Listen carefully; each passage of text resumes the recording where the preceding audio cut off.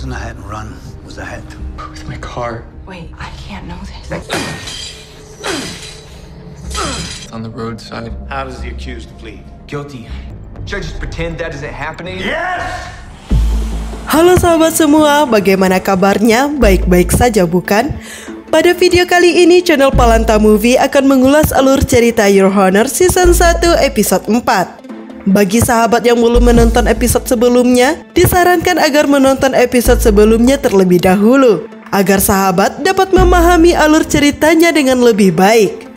Film Your Honor Season 1 episode 4 berdurasi 58 menit 30 detik. Pada episode kali ini diceritakan bahwa Coffee Jones tewas terbunuh di penjara. Kesedihan yang begitu mendalam dirasakan oleh ibu beserta adik-adik Coffee. Kekhawatiran dan rasa bersalah juga turut menghantui Michael dan Adam. Pembalasan dendam dari keluarga Baxter atas tewasnya Rocco Baxter mulai memasuki babak baru. Bagaimana kisah lengkap film tersebut? Simak videonya sampai habis. Bagi sahabat yang belum menonton filmnya, disarankan menonton film tersebut terlebih dahulu karena menonton film secara utuh jauh lebih baik. Tanpa berlama-lama, kita langsung ke isi ceritanya.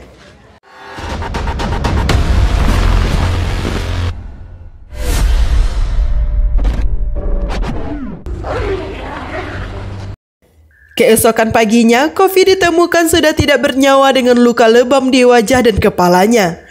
Jenazahnya kemudian dibawa ke sebuah rumah sakit untuk dilakukan otopsi.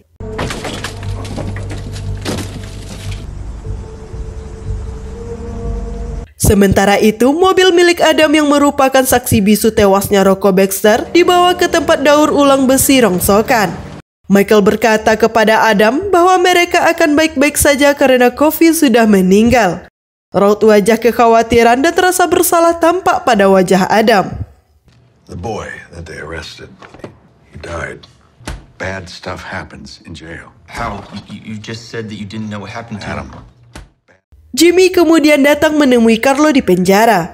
Pada wajah Carlo terlihat darah yang sudah mulai mengering. Kuat dugaan bahwa luka itu dia dapatkan saat berkelahi dengan Coffee hingga menewaskan Coffee. Jimmy mempertanyakan tindakan yang dilakukan Carlo. Ayah dan anak itu pun berdebat. Jimmy mengatakan bahwa hukuman Carlo bisa saja diperpanjang padahal masa hukumannya akan berakhir. Carlo berkata bahwa dirinya tidak bisa diam saja karena adiknya telah dibunuh. Tiba-tiba kepala penjara datang dan berkata bahwa dia tidak ingin penjaranya mendapatkan masalah. Ia menyarankan agar Carlo kembali ke penjara Angola, menjalankan sisa hukumannya dan menganggap hal ini tidak pernah terjadi. There's no homicides in my jail. Fuck you mean homicide? You go on back to Angola and serve out the remainder of your sentence. That would be, un-American. Lee yang tampak sedih dan marah datang menemui Royce yang merupakan kepala penjara. Mereka berdebat tentang kematian yang dialami Coffee Jones. Royce berkata bahwa Coffee tampak frustasi kemudian melakukan bunuh diri. Sementara itu, Lee tetap pada keyakinannya bahwa Coffee Jones tidak mungkin bunuh diri. Royce kemudian menyerahkan berkas harian milik Jones. Don't you fucking dare. Was he on suicide watch? It's a tragedy. I'm getting to the bottom of it. Property. Scene beralih. Berdasarkan hasil otopsi pada jenazah Coffee Jones, diketahui bahwa Coffee tewas karena hantaman benda tumpul pada tengkoraknya yang menyebabkan pendarahan otak, pembengkakan otak, hingga menekan tengkorak seperti otaknya ingin keluar. No puncture wounds, so serious blunt force trauma to his skull, bleeding in his. Dokter tersebut juga mengatakan bahwa seseorang telah memukul Coffee dengan keras dan tidak ada luka tusukan. Kepala penjara yang berada di sana tidak senang dengan penjelasan dokter. Seolah-olah tersirat bahwa kepala penjara ingin agar analisis penyebab kematian Coffee Jones dirubah. Dokter kemudian mengutip kata-kata mutiara dari Voltaire. Kepada orang hidup kita berhutang budi, kepada orang mati kita berhutang kebenaran. Kepala sipir tetap bersikeras agar dokter membuat analisis lain tentang kematian Coffee Jones. Dengan berat hati, dokter merubah hasil otopsi dengan mengatakan bahwa JK10181, sebutan untuk Coffee Jones, menunggu hasil tes keracunan dan temuan awal tertulis belum ditentukan. Scene beralih. Michael pergi menemui Charlie dan bertanya tentang kematian Coffee Jones. Charlie mengatakan bahwa kematian Coffee tidak ada hubungannya dengan mereka. Meskipun demikian, mereka berdebat tentang situasi yang terjadi. Charlie menegaskan bahwa dia tidak mau terlibat dengan hal ini karena itu bisa mempengaruhi pemilu yang akan dilangsungkan. In America, this isn't like your fucking election. Sometimes you just take my breath away. Sementara itu, Michael berkata bahwa dirinya tidak bisa hanya diam dan mulai berbicara tentang hati nurani. Di sela-sela perbincangan, Michael mendapat panggilan telepon dari Lee dan memintanya untuk bertemu. Michael. I'll be there. Give me 20 minutes. Bye. Michael dan Lee pergi menemui keluarga Coffee Jones. Mengetahui kabar kematian Coffee, kesedihan yang begitu mendalam dirasakan oleh ibu serta saudaranya. Lee yang tak kuasa menahan kesedihan, memilih pergi meninggalkan tempat itu.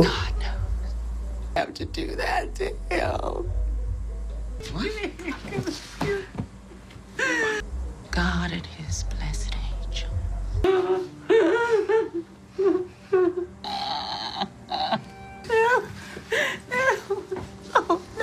Mariano Riviera. Greatest closer in the history of the game. Big Mo datang menemui Eugene Jones yang merupakan adik dari Coffee Jones. Dia mencoba menghibur Eugene dan memberikan uang kepadanya. Use that money, get you some new tennis. You know, it's a long life out here. Di kediaman Baxter, terjadi perdebatan antara Via dengan sang ibu, Gina Baxter. Kematian Rocco Baxter sampai saat ini masih belum bisa diterima oleh keluarga Baxter. Bahkan Gina juga berdebat dengan sang suami, Jimmy Baxter. She's killing me, and you... I said I'll talk to her. Sementara itu, Adam terlibat perkelahian dengan temannya di sekolah. Excuse me, Adam! What the fuck did you... Adam! Adam, what's going on? Tidak lama kemudian, seorang wanita parubaya datang dan mencoba membela Adam. Wanita tersebut bernama Elizabeth Guthrie, seorang senator dan juga merupakan nenek dari Adam. And in this case, that is exactly what has happened. I don't think one incident should ruin a young life. You've known Adam since the 6th grade, you know. Mereka pun kemudian pulang ke rumah. Tak lama kemudian, Michael pulang dan di saat yang sama Charlie Figaro juga datang berkunjung. Charlie Figaro! Wonderful. Charm is overrated, Charlie. Di sana juga terlihat Nancy Costello, seorang detektif yang sebelumnya menyelidiki kasus pencurian mobil milik mendiang istri Michael. Detective Costello and Charlie and offered them some. Elizabeth kemudian berbicara empat mata dengan Michael tentang Adam. Elizabeth mengatakan bahwa Adam diskor dari sekolah karena terlibat perkelahian dengan temannya Wesley. Fight with Wesley? Well, on the surface, an argument about photography, about your son's suspension from school for violence. Michael tidak habis pikir dan merasa tidak percaya dengan apa yang terjadi. Bahkan dia bertanya-tanya mengapa Adam tidak menghubungi dirinya. Kegelisahan dan kekhawatiran tampak pada raut wajah Michael, tidak hanya karena masalah yang dialami oleh Adam di sekolah, tapi juga kedatangan Nancy yang berkemungkinan mencari petunjuk tentang pencurian mobil dan juga tewasnya Rocco Baxter. What? Should you leave a note for your mom? I love you. Always will. Di sebuah restoran, keluarga Baxter sedang mengadakan makan malam bersama. Jimmy kemudian berbicara dan menasehati Via agar tidak melawan sang ibu. Via tetap bersikeras bahwa dia tidak bisa meyakini apapun, bahkan meyakini tentang adanya Tuhan. Pembicaraan di antara mereka mulai serius hingga terjadi perdebatan yang membuat sang ayah marah. Jimmy menaikkan nada suaranya sembari memukul meja dan keadaan menjadi hening seketika. Sementara itu, di kediaman Desiato juga dilangsungkan makan malam bersama. Lee yang datang berkunjung juga diajak untuk ikut makan bersama. I don't know true. Let's sit you right here. I don't believe we've met. Lee Delamere. Nancy.